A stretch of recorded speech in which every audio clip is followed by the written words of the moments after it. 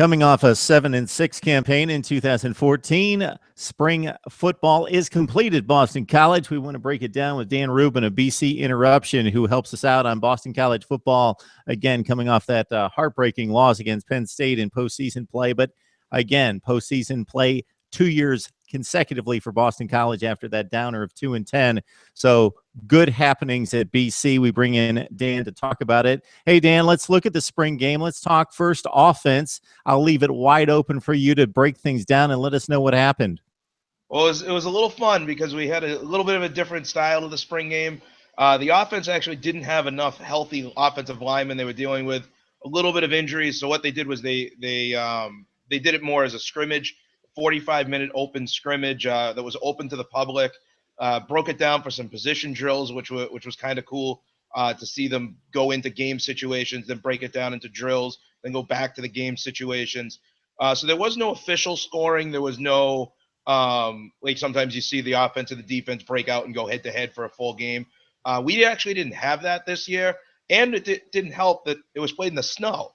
So it was a crazy spring, and it was a crazy spring game, if you will. But you mentioned the offense, and the offense has been a hearty topic of conversation.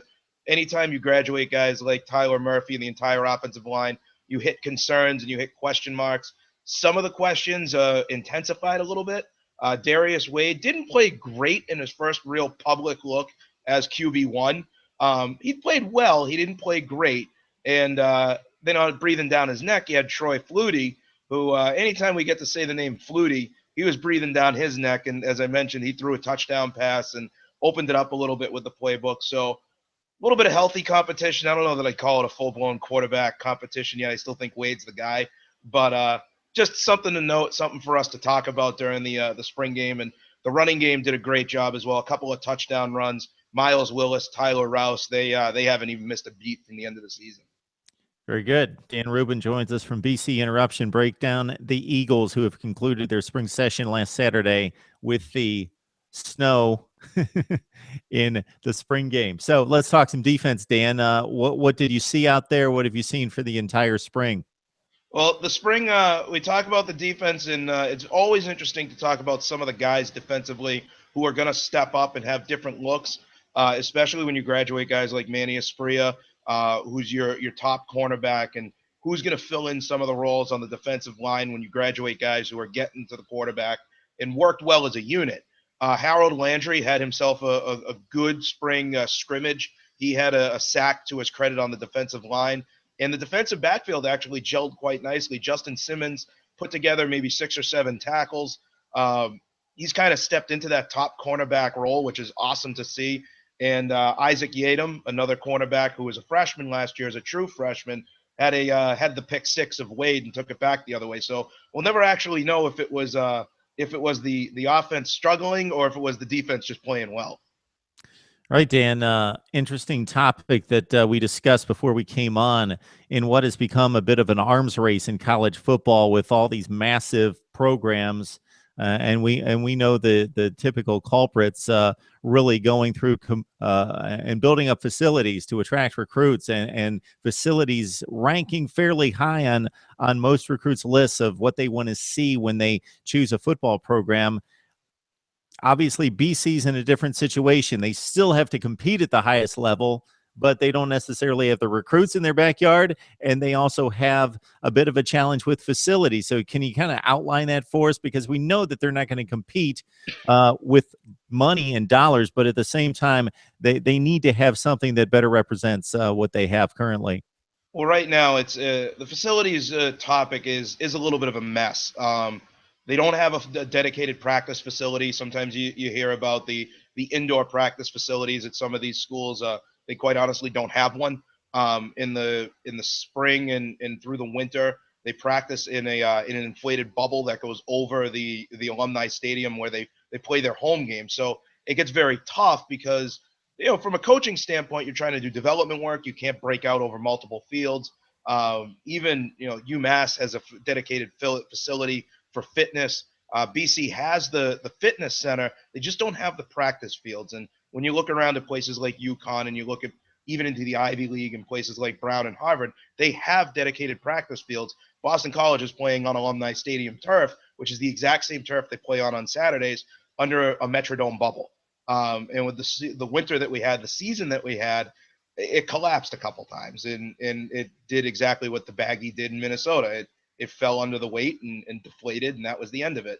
That also led to the spring game or spring scrimmage taking place in the stadium. Guys had already been practicing there for a number of weeks, and it became really a topic that Steve Addazio, we've never really heard him talk about it in the media, and we've never really heard facilities come up in the media. But that's exactly what happened. He had a post scrimmage or post practice press conference, and he mentioned the need for an indoor facility and a dedicated facility. Now, you can take that how you will, whether he's frustrated. I'm sure he is. I've worked with plenty of programs that don't match their arms race, and it is probably a little bit of frustration to bring it out publicly.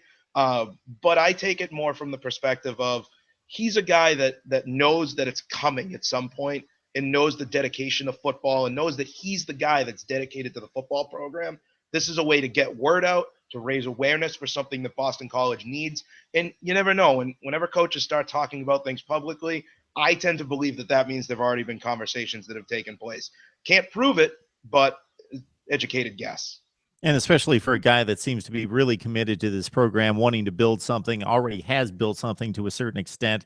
This isn't a guy looking necessarily for the next job to come in, take a 3 or 4 win team to a 7 or 8 win team, go to a couple bowl games, beef up the resume, and move on. I think he's definitely building something there. So I would read into what he has to say as well. And this topic, Dan, further amazes me when it comes to Boston College competing with the likes of Florida State, because not necessarily competing week to week, but on any given Saturday, we've seen it the last 2 years. They compete with Florida State. They compete with Clemson within a touchdown. And based on the recruiting ground there in the Northeast, and based on the facilities disadvantage and all the things working against Boston College, I'm amazed at the product that's put out on the football field year in, year out. Well, he's a guy we love, Steve Addazio. We really do. As fans, as members of the media, the blogosphere, if you will, love him because he's always quotable. He gets you fired up and passionate about the program. Boston College gave him an extension, so he's here for the foreseeable future. He's a great head coach for this program. Anybody, I always say, can go to I throw a little bit of Schadenfreude at Michigan. Anybody can go to Michigan and win with their money if you can shell out the right money. It takes a little bit more to win at Boston College. It takes a little bit more to win at BC than it will at the Florida States of the world and the big time conferences, the blue chip programs, not conferences. I'm sorry. Boston College competes in the ACC. They are a blue chip program, and being able to compete at that level without all of this other stuff is impressive in and of itself. What I think Steve Addazio looks at and says is, look, this is a program that can be something that's really special. We can be one of those programs. We can be that in New England, but we got to get behind it. And to an extent, you got to get behind it the right way, which means improving the facilities at this point. Very good stuff, Dan. Dan Rubin of BC Connect Interruption, getting us connected with Boston College football as spring practice is over. Hopefully, Dan, we can have you on sometime this summer. We can talk scheduling. We can talk, of course, the August camps before we get ready for the opener. Absolutely.